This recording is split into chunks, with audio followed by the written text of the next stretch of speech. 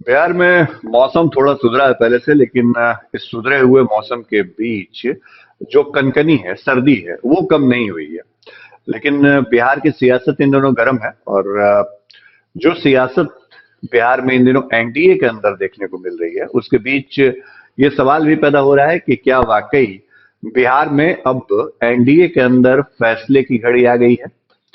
क्या अब तक जो नीतीश कुमार एनडीए में बड़े भाई की भूमिका में रहे और बीजेपी को अपने शर्तों पर बिहार में सरकार के अंदर, गठबंधन के अंदर चलाते रहे, वो नीतीश कुमार अब बीजेपी के बुने हुए जाल में या बीजेपी के आक्रामक रूप के सामने अब कमजोर पड़ते दिख रहे हैं।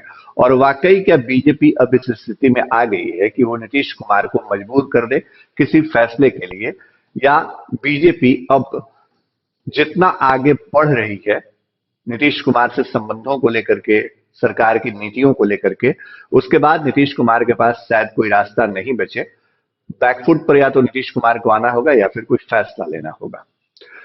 नमस्कार, आप फर्स्ट बिहार झारखंड देख रहे हैं, और आज अगर हम इस पॉलिटिकल खबर में आपके साथ जुड़े हैं तो उसकी वजह यह है कि बिहार में इन दिनों विपक्ष और सत्ता पक्ष की सियासत नहीं दिख रही है, बल्कि सत्ता पक्ष के ही अंदर की सियासत दिख रही है। एनडीए के अंदर दो बड़े घटक दल, एक भारतीय जनता पार्टी और दूसरे जनता दल यूनाइटेड के बीच जो घमासान मचा हुआ है, उस घमासान के आसार जो है वो कहीं ना कहीं बिहार की सियासत में करवट के संकेत दे रहे हैं।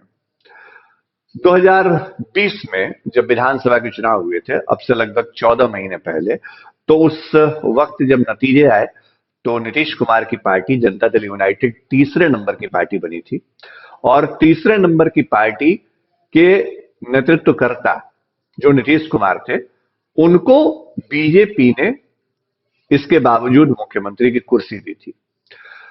और तब यह कहा गया था कि भारतीय जनता पार्टी ने एक जो वादा था गठबंधन से पहले या गठबंधन करते वक्त चुनाव से पहले, उस गठबंधन के वादे को निभाया, और नीतीश कुमार को जब उनकी पार्टी 43 सीटों पर बिहार में सिमट करके रह गई तो उनको मुख्यमंत्री की कुर्सी दे दी। इसके बाद सरकार चलती रही, और भले ही तीसरे नंबर की पार्टी के मुखिया थे नीतीश कुमार और सरकार के मुखिया थे, लेकिन सरकार में जो अलम है, सरकार में जो कह सकते हैं बड़ा कद या रुतबा था, वो नीतीश कुमार का ही दिखा। और जनता दल यूनाइटेड ही हर मसले पर बीजेपी को कहीं ना कहीं बैकफुट पर रखती नजर आई। चाहे जातीय जनगणना का मसला हो, चाहे आप कृषि बिल का मसला हो, चाहे आप देख लीजिए हाल के समय में जो विशेष राज्य का दर्जा है उस मसले पर हो, या फिर हालिया जो प्रकरण हुआ सम्राट अशोक को लेकर के, उस प्रकरण के बीच भी जनता दल यूनाइटेड ने हर बार बीजेपी को यह बताने की कोशिश की कि भले ही हम दल में छोटे हों, मतलब हमारा संख्या बल भले ही कम हो अलायंस के अंदर, लेकिन हम बिहार में बड़े भाई के तौर पे हैं, और हम जो चाहते हैं, नीतीश कुमार जो चाहते हैं, उसी नीति के तहत हम अपनी शर्तों के साथ राजनीति करते हैं। लेकिन अब जो बिहार में सियासत है, उस सियासत में थोड़ी करवट देखने को मिल रही है एनडीए के अंदर। अब बीजेपी आंख न केवल दिखाने लगी है, सवाल पूछने लगी है, आरोप लगाने लगी है, बल्कि बीजेपी एक्ट भी करने लगी है। बिहार में सम्राट अशोक प्रकरण को लेकर के जो कुछ हुआ, उसके बाद बीजेपी के नेताओं से लगातार जेडीयू के नेता सवाल पूछ रहे थे। लगातार उनकी तरफ से कहा जा रहा था कि आप इस पर खुल करके क्यों नहीं बोलते हैं, क्यों नहीं जिस लेखक ने जो बीजेपी से संबंध रखते रहे हैं उनके खिलाफ क्यों नहीं बयान बीजेपी के नेता दे रहे हैं। तो ये कई सवाल हुए, और इसी सवाल के बीच जेडीयू के कुछ प्रवक्ताओं ने, या यूं कह लें कि जेडीयू के जूनियर प्रवक्ता ने बीजेपी के प्रदेश अध्यक्ष के ऊपर टिप्पणी कर दी। उनसे शराबबंदी नीति को संदर्भित करते हुए सवाल पूछा, और ये आरोप भी लगा दिया कि शराबबंदी के बावजूद बिहार में अगर लोग शराब से मर रहे हैं तो आप उन लोगों के परिवार वालों के बीच मरहम लगाने कैसे पहुंच गए। बात बिगड़ गई और संजय जायसवाल आक्रामक हुए। आज स्थिति यह है कि बीजेपी जो है वो नीतीश कुमार को और उनकी पार्टी को कहीं ना कहीं बैकफुट पर धकेलने के लिए खुद आगे आ गई है। बीजेपी का हर नेता लगातार बयान दे रहा है, लगातार उनकी तरफ से प्रतिक्रियाएं आ रही हैं, और अब सवाल जेडीयू से ज्यादा खुद नीतीश कुमार के सुशासन के ऊपर हो रहा है, और सीधा सवाल हो रहा है।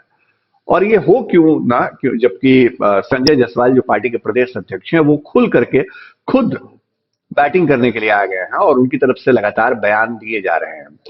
बिहार और खासतौर पे नालंदा में जो घटना हुई शराब से मौतें, उसके बाद संजय जायसवाल ने जो सवाल खड़े किए हैं, बीजेपी वहां से पीछे हटती नहीं दिख रही है, बीजेपी ज्यादा आक्रामक नजर आ रही है। अब नतीजा इसका ये है कि जनता दल यूनाइटेड नीतीश कुमार के सामने दो ही विकल्प बचता है। पहला विकल्प ये कि वो बैकफुट पर आ जाएं, जो अब तक आक्रामक या फ्रंट फुट पर बिहार में पॉलिटिक्स करते रहे एनडीए के अंदर, और दूसरा ये कि कोई फैसला ले ले वो। नीतीश कुमार अक्सर अपने फैसलों से चौंकाते रहे हैं लोगों को, तो ऐसी स्थिति अगर बनती है तो एक बार फिर नीतीश कुमार अपने फैसलों से चौंका सकते हैं, फैसले से चौंका सकते हैं सबको। लेकिन बीजेपी ने अपनी रणनीति में किस तरह बदलाव किया है, इस बात को जरा आज के घटनाक्रम से भी समझिए।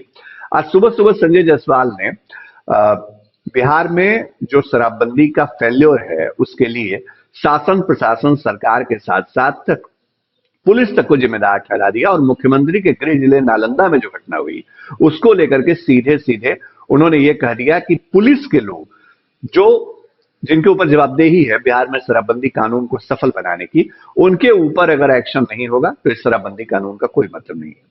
सीधे संजय जायसवाल ने अपने फेसबुक पोस्ट में लिखा कि 10 साल की सजा तो ऐसे पुलिस कर्मियों को होनी चाहिए जो मामले को छिपाने में लगे हुए हैं नालंदा के अंदर। यानी अपनी ही सरकार के ऊपर, एनडीए सरकार के ऊपर, नीतीश कुमार के सुशासन के ऊपर उनका बड़ा हमला था। अब उपेंद्र कुशवाहा जो पार्टी के संसदीय बोर्ड के अध्यक्ष हैं जेडीयू के, वो जवाब लेकर के आए। उन्होंने कहा कि नीतीश कुमार के ऊपर जो सवाल लोग उठा रहे हैं उनको ये बताना चाहिए कि उनकी पार्टी सरकार में शामिल है या नहीं। अगर आप अपनी ही सरकार के ऊपर सवाल उठा रहे हैं तो आपकी जवाबदेही क्या बनती है।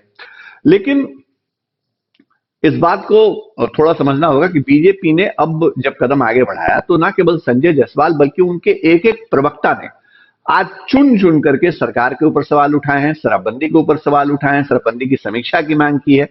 और अब बीजेपी जो आक्रमण कर रही है इसके सामने जेडीयू का एकमात्र एक जूनियर प्रवक्ता, जिससे पार्टी के बड़े नेता बयान दिलवा रहे हैं, अभिषेक झा, सिर्फ उनका पोस्ट आया, फेसबुक पोस्ट आया, और वो भी विजुअल बयान नहीं, और एक उपेंद्र कुशवाहा का बयान आया, इसके अलावा और किसी का बयान नहीं आया है।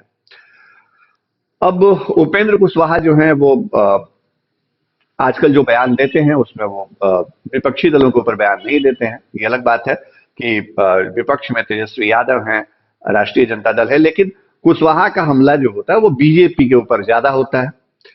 तो ये परिस्थितियां कम से कम इस बात का संकेत दे रही हैं कि एनडीए के अंदर कौन सी स्थिति किन नेताओं ने बना करके रखी हुई है। लेकिन आज एक और महत्वपूर्ण घटनाक्रम हुआ है जिसके बारे में आपको बता रहे हैं, जहां से अब ये लग सकता है या आप ये बात महसूस कर सकते हैं कि भारतीय जनता पार्टी तो पीछे नहीं हटेगी, भले ही नीतीश कुमार को पीछे हटना पड़े या कोई फैसला लेना पड़े। राजेंद्र सिंह जो एक समय में भारतीय जनता पार्टी के कदावर नेता माने जाते थे और जिनके विधानसभा चुनाव लड़ने की वजह से जब उनको टिकट नहीं मिला था 2020 के विधानसभा चुनाव में, तो उनको पार्टी ने टिकट नहीं दिया तो वो लोक जनशक्ति पार्टी में चले गए। उस वक्त रामविलास पासवान जी की पार्टी थी और चिराग पासवान की पार्टी थी, और लोक जनशक्ति पार्टी का टिकट पर उन्होंने चुनाव लड़ा, और नतीजा ये हुआ कि जिस सीट पर उन्होंने चुनाव लड़ा उस सीट पर सरकार के मंत्री और जेडीयू के नेता जयकुमार सिंह जो है वो हार गए। मतलब राजेंद्र सिंह के चुनाव लड़ने के कारण जेडीयू के जयकुमार सिंह की हार हुई, और आज उन्हीं राजेंद्र सिंह की वापसी हो गई है। प्रदेश अध्यक्ष संजय जायसवाल ने उनकी वापसी करा दी है, ये खबर भी सामने आई। तो बीजेपी अब ज्यादा आक्रामक नजर आ रही है। लेकिन पहले क्या हो रहा था जरा इस पर गौर करिए। जब विधानसभा चुनाव खत्म हुए तो एक भी मौका जेडीयू के नेताओं ने यह बात समझाने या बताने का नहीं छोड़ा कि जो जेडीयू की हार हुई या जेडीयू अगर 43 सीटों पर आकर सिमट गया, या लोक जनशक्ति चिराग पासवान ने उम्मीदवारों को हरवाने में, जेडीयू के उम्मीदवारों को हरवाने में बड़ी भूमिका निभाई, तो इस सबके पीछे उन्होंने साजिश बताया। और जेडीयू के बड़े से बड़े नेताओं ने अपनी पार्टी के इंटरनल बैठकों में और दूसरे प्लेटफॉर्म पे हर बार ये कहा कि बीजेपी की साजिश के हम शिकार हुए। बीजेपी चाहती थी कि नीतीश कुमार की पार्टी का कद छोटा हो जाए, जेडीयू छोटी पार्टी हो जाए, और ये साजिश हमारे खिलाफ हुई। अब उसके बाद क्या हुआ कि जेडीयू के जिन बागियों ने चुनाव लड़ा बीजेपी के खिलाफ, जैसे आप देखिए बैकुंठपुर सीट है, वहां पर मंजीत सिंह ने चुनाव लड़ा था और मिथिलेश तिवारी जो वहां से सिटिंग विधायक हुआ करते थे बीजेपी के, वो हार गए थे। वहां आरजेडी के उम्मीदवार को जीत मिली और कई ऐसी सीटें थी। तो जो बागी उम्मीदवार थे ना, उन बागी उम्मीदवारों को जेडीयू ने पहले अपने पास घर वापसी करानी उनकी शुरू कर दी और उनकी वापसी जब हो रही थी तो बीजेपी चुप थी। बीजेपी उस वक्त तक शांत रही, या यूं कह ले कि अभी चंद दिनों पहले तक बीजेपी को देख के ये नहीं लगता था कि भारतीय जनता पार्टी जो है वो कहीं से भी नीतीश कुमार को एडवांटेज लेने से रोक रही है, या जो वो लीड कर रहे हैं सरकार में या गठबंधन में उससे बीजेपी को कहीं ऐतराज है। लेकिन अब वो ऐतराज भी दिख रहा है, अब सीधे सीधे तकरार भी दिख रही है, आर और पार की लड़ाई भी दिख रही है। नीतीश कुमार फिलहाल कोरोना से संक्रमित हुए थे तो उसके बाद से वो आउट ऑफ फ्रेम है, लेकिन ऐसा नहीं है कि इन खबरों पर उनकी नजर नहीं होगी या जो कुछ हो रहा है पार्टी गठबंधन में इससे वो वाकिफ नहीं होंगे। वो निश्चित तौर पे वाकिफ होंगे और कम से कम शराबबंदी को लेकर के जो बीजेपी ने स्टैंड खड़ा किया है उसके बाद नीतीश कुमार अगर चुप रह जाते हैं, अगर कोई प्रतिक्रिया नहीं देते हैं या उनकी पार्टी अगर बहुत इस पर अटैक नहीं करती है, रिप्लाई नहीं करती है, तो ये समझिए कि वो बैकफुट पर आने के मूड में है। अगर वो बैकफुट के ऊपर जाने को तैयार नहीं है तो ये भी समझिए कि शायद वो किसी फैसले की तरफ आगे बढ़ सकते हैं। तो क्या बिहार की सियासत में कोई वाकई बड़ा फैसला होने वाला है, ये फिलहाल बता पाना तो थोड़ा मुश्किल है, लेकिन ये बात जरूर है कि जो परिस्थितियां बनी है बिहार एनडीए के अंदर, वो परिस्थितियां इस बात का संकेत दे रही हैं कि बिहार की सियासत में अगर बदली हुई साल की तारीख कोई नई खबर लेकर के आए, कोई नई समीकरण बनाए तो बहुत अचरज मत करिएगा। आपके लिए हर अपडेट, हर खबर हम इसी तरह से लाते रहते हैं फर्स्ट बिहार पे। हमारी खबर आपको कैसी लगी जरूर बताइएगा, कमेंट बॉक्स में रिप्लाई करिएगा, क्योंकि आपके कमेंट का हमको इंतजार रहता है। नमस्कार। तंत्र मंत्र के बादशाह, भारत के जाने माने सर्वश्रेष्ठ गुरु खान जी, मिलेगा हर समस्या का समाधान गारंटी के साथ। मेरी बेटी की शादी के लिए बहुत से रिश्ते आते थे पर कोई न कोई अड़चन पड़ जाती थी। इसी वजह से मेरा पूरा परिवार बहुत परेशान था। बाबा जी की दुआओं से आज मेरी बेटी एक बड़े घर की बहू बनी। भटको चाहे जहां, काम होगा सिर्फ यहाँ। गृह कलेश, कर्ज मुक्ति, प्रेम विवाह, जादू टोना, पति पत्नी में अनबन, सौतन या दुश्मन से छुटकारा, विदेश यात्रा में रुकावट, फिल्मों में प्रवेश और कोर्ट कचहरी जैसी समस्याओं का समाधान। सभी समस्याओं का समाधान गुरु खान जी।